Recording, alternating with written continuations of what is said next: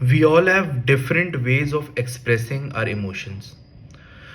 और ये expression of emotion एक मेजर फैक्टर पे डिपेंड करता है कि किस कल्चरल बैकग्राउंड में हम पैदा हुए हैं। अगर मैं इंडिया में एक पर्टिकुलर रीजन में पैदा हो रहा हूँ और उसी इंडिया में एक और रीजन में पैदा हो रहा हूँ, तो मेरा way of expressing emotion different हो सकता है, बिकॉज वो डिपेंडेंट होता है उस इन्वायरमेंट पे जहाँ पर मैं ग्रो अप कर रहा हूँ। किस तरीके से लोग रहते हैं, किस तरीके से वो अपनी बातें एक्सप्रेस करते हैं, एंड वो कहीं ना कहीं मेरी पर्सनैलिटी में भी एम्बाइब कर जाता है।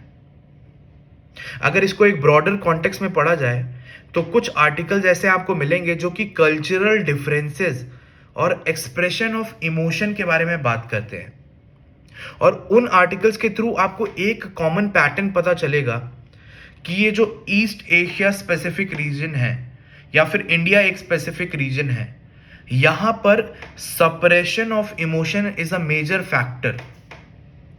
लोग इजीली अपने इमोशंस को एक्सप्रेस नहीं कर पाते। मेजॉरिटी की बात कर रहा हूं मैं, एक्सेप्शंस जरूर होंगे उसमें। और जब हम ऐसी बातें करते हैं तो इमोशंस जो ना एक्सप्रेस किए जाएं वो जनरली एक नेगेटिव स्ट्रेन या एक नेगेटिव टेंट रखते हैं बैकग्राउंड में, बिकॉज पॉजिटिव इमोशंस आप इजीली शेयर कर सकते हो, नेगेटिव इमोशंस या नेगेटिव फीलिंग्स आप इजीली शेयर नहीं करते हर किसी से। एंड होता क्या है, उस नेगेटिव इमोशन या नेगेटिव फीलिंग के पीछे एक स्ट्रेसर होता है, एक स्ट्रेसफुल इवेंट होता है, and eventually this suppression leads to hampering of our health.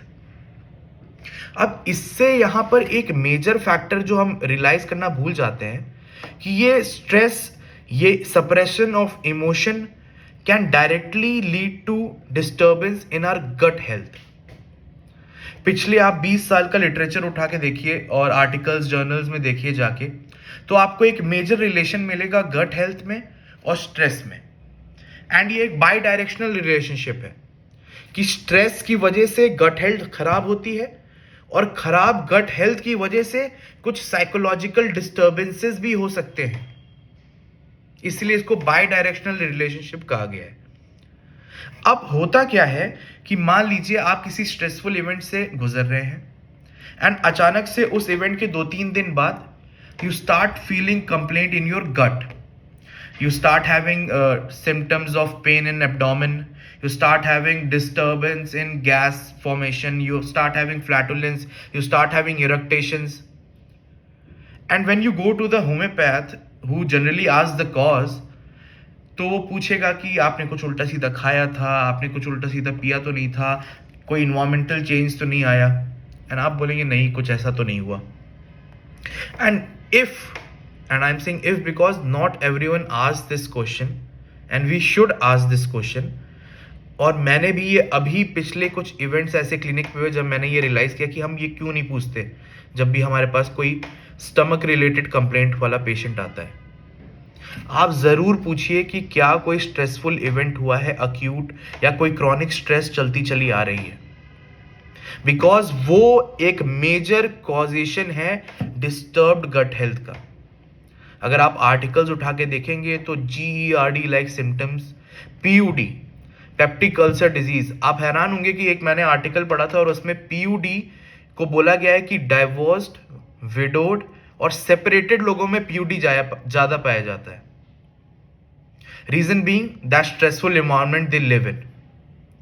GERD like symptoms, gastroesophageal reflux disease, उसके सिम्टम्स में एग्रेवेशन देखा गया है जहां स्ट्रेस ज्यादा है, और एम्लोरेशन देखा गया है जहां स्ट्रेस कम कर दी गई है। ये भी एक जर्नल में रिव्यू देखा मैंने। और ये जो कनेक्शन है स्ट्रेस और गट हेल्थ के बीच का, ब्रेन गट एक्सिस नाम की एक चीज होती है जो कि डायरेक्टली स्ट्रेस को, हमारी गट हेल्थ को डिस्टर्ब करने के लिए एक पाथवे बनता है उसका।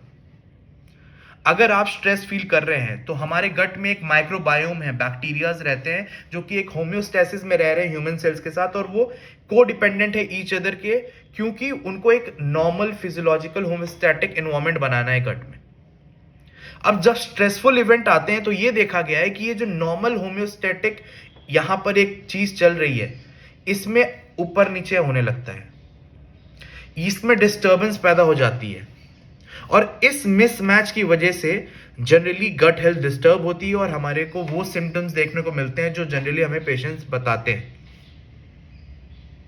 एंड अगर हमने ये कॉजेशन पे ध्यान दिया तो ये हमारे लिए क्यों फायदेमंद होगा, स्पेशली होम्योपैथ्स के लिए, क्योंकि आप देखेंगे, आप जाके स्टमक चैप्टर रिपर्टरी का खोलिए, आप जाके वहां पर पेन इन एब्डोमेन देखिए, आप जाके वहां पर कंप्लेंट्स रिलेटेड टू स्टमक देखिए, and you will find there causation वाले रूब्रिक्स कि causation anger, causation fear, causation anxiety, causation stress.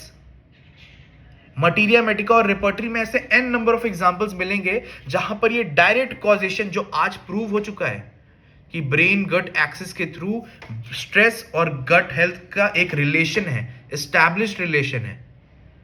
और उस जमाने में भी जहां रिपर्टरीज बनाई गई, मटीरिया बनाई गई, इस रिलेशन को कोरिलेट करते हुए हमें दवाइयां बताई गई हैं जो कि हेल्पफुल हो सकती हैं। Thank you.